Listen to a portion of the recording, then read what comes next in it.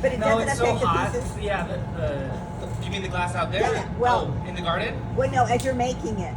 No, it's so hot that 30, 40 degrees difference Yeah. from winter to summer doesn't matter that much. It's more like if it gets really windy, that'll affect it. It's like cooling down the glass a little bit faster with that wind gust. Right. That's pretty much it. Yeah. And then how do you keep those clean out there? The rain does a good job, and then they do have a cleaning crew.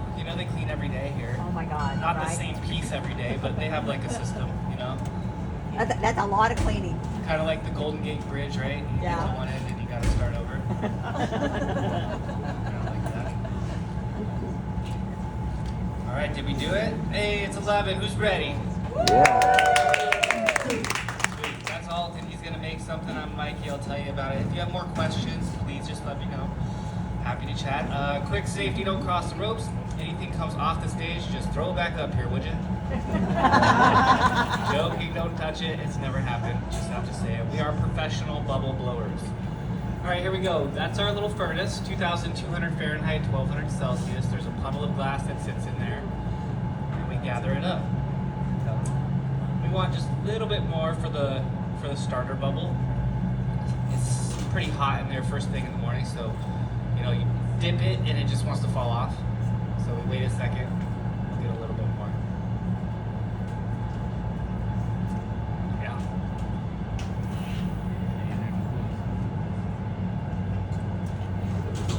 So 2,200 Fahrenheit. Imagine a big bowl filled with honey. It's basically what it looks like. Now it tastes like it too. I wouldn't know. I bet it's pretty spicy. So we turn it. If we don't, you can see what happens. It falls on the floor. That's a different demonstration.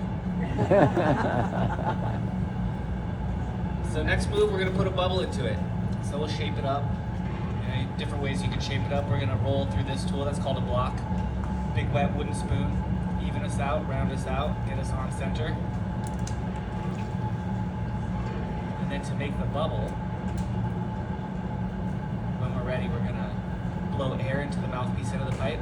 We're gonna quickly cap the air with our thumb. We call this blowing and capping. We go really fast.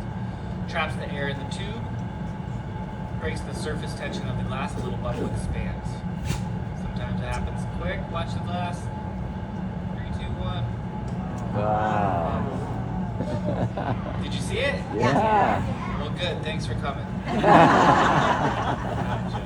So we could make something about the size of my coffee cup with that before it got too thin to work with. We're going to make some sort of object about the size of one of these things. Different colors. We got some white and some kind of party mix going on over there. So we melt clear glass.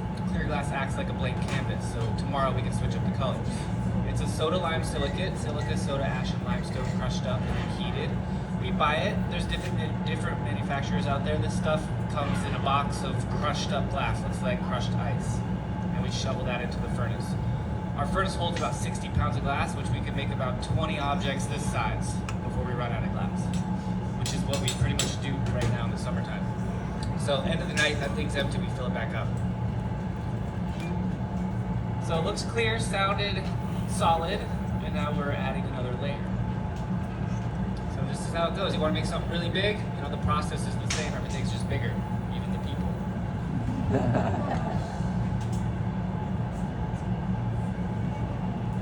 And now there's a lot of different ways you can apply color. We're going to do the quickest and easiest way. We just roll through crushed up bits of colored glass. So it's kind of hard to tell on these, but the green is a small size, like soft sand texture, speckles and spots. And then this below is larger sizes of the speckles and spots. So it's the soda lime silicate with metal oxides to create these colors. We buy them as well. They're made in Germany, and we buy them in different sizes, opaques and transparents. So we roll through the pile with that bubble. It warms up the shards. Hot glass will stick to hot glass. So it's kind of raised up a little bit. We're going to melt that in, and then we can come back and add some more color. So now we're just using the furnace as a reheating chamber. Chihuly's studio, they're going to have they have a furnace that melts the glass that stays on all the time. And then they turn on a separate reheating chamber that's giant so they can make giant bubbles. You know, you're limited to that opening in the furnace. So everything you've seen had to fit into one of those, you know, big furnaces. Any questions yet?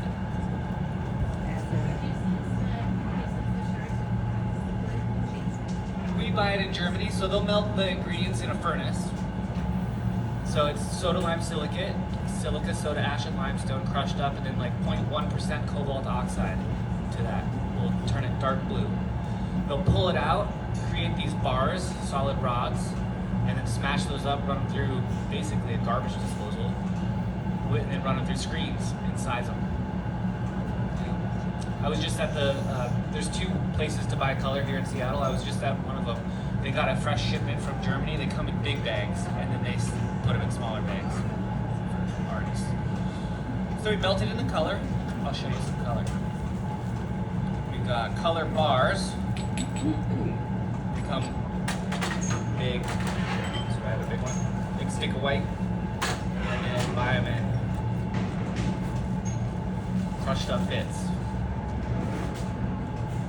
That's size 0. Powder is powder, size 4 is like small rocks. All right, so we shaped it, inflated it, now we're cooling down the tip and also heating up my coffee. Cool down the tip of the bubble is thicker now. So that's pretty much the basic setup for any shape we want to make.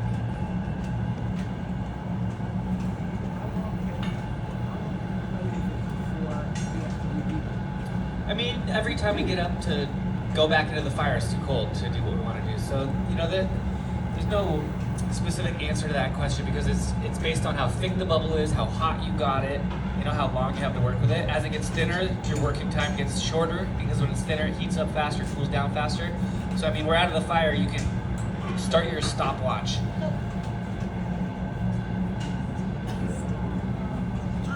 So we stretched it, we're shaping it. I was inflating with this thing.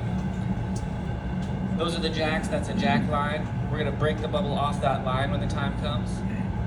This is our newest glass blowing tool, this pump tool. This was invented thanks to that global pandemic that we just had.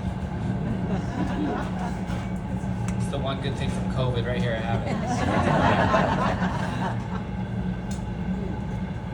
it. So we carved that line in, and now, stop your stopwatch. It's still moving a tiny bit, but it's too cold to shape it how we want. So now we're back at the fire. A couple different tools. Use the jacks. We carve lines in, shape the sides, squish things flat with the strap. This flexible pad is the Seattle Times newspaper. Folded up wet paper. Keep it wet and the glass rides on steam.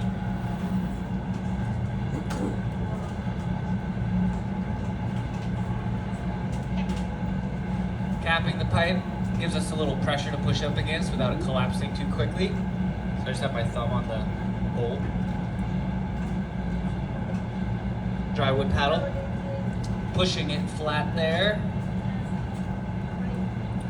And the bottom's done. Alright, now we want to work on the top. So now we're going to punty this up. I have the punty. It's a solid steel rod. I'll get a little glass on the end. Shape it up. We're going to attach this to the bottom. This is going to hold it until it's finished. So the temperature and the shape of the punty are really important.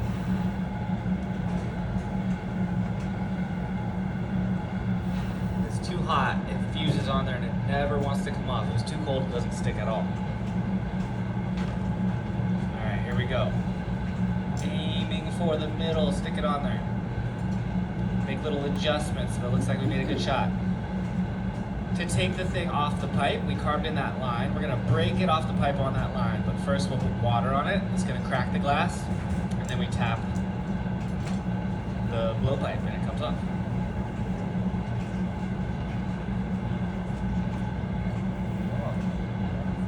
Oh, cool. Crazy. So I need to get it right back into the heat. We call this a flash. It's just an overall heat, keeping everything nice and warm and happy. We can't let it get too cold. With anything that we're working on drops below around 800 Fahrenheit, you put it back in there where it's 2000, too much of a temperature change like that thermally shocks the glass. Guess what happens? It explodes, yeah. Guess how I figured that out? I saw him do it.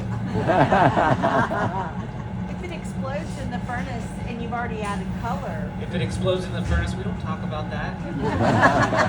No, you gotta scoop. I did it a couple weeks ago in front of 100 people. It happens sometimes. So what you do is you just try to scoop it out as much as you can. You know, up here we're making little vessels for you guys and we're covering with color, so it doesn't matter that much if it happens here. But you know, there's public access studios where they have like 1,000-pound furnaces and people are paying money to rent there every day. You want to get the glass out, all that color. You don't want that in there. Yeah. how long do you have to get Not it very out? long. You gotta be quick. Yeah, and I mean, it depends on how much color's on your thing, and you know, Yeah. it could be a disaster, really. But I feel like most professionals, it's rare that that's gonna happen, and if it does, they can swiftly get it out of there pretty quick. Yeah. All right, so now we're gonna work on the top of the piece. We are maintaining heat everywhere, so you notice we go all the way in, we heat the entire thing, just keeping the bottom warm as well, and then we're spot heating the top. So if we just open it up into its shape right now, the glass is uneven right there. It's kind of thick and jagged. That's not gonna be very round. So to make sure that's nice and straight and round, we trim away that uneven glass. So you saw he sat down and he kind of pulled on it, and then he realized it wasn't quite hot enough to do the move. So we went back to the fire. Each heat that we take is unique to what you want to do next. So we're gonna heat it, we're gonna sit, we're gonna maybe pull on that lip again, that's gonna thin the glass out. You know, we heat it, it condenses, it thickens up there. Pull that out a little bit, thins it, and then grab the scissors, and you can just cut through glass with scissors, just like this. Boom. My ride's here. So now it's thinner and straighter. And now back to the heat. Melt in that sharp edge, and then we'll see what we want to do. I'll put a little heat on the blades. You know, anytime you touch the glass with a tool, it's going to remove heat. So preheat the tool, you can get a little bit more work done. And then we coat the blades of the jacks with beeswax. That greases them up, makes them slippery.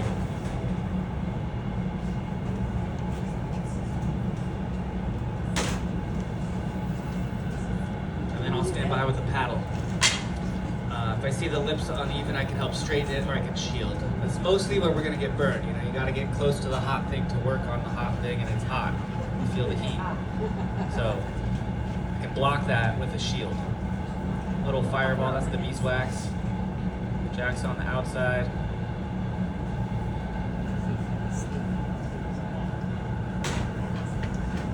And I think with that it's done. There it is, what do you think?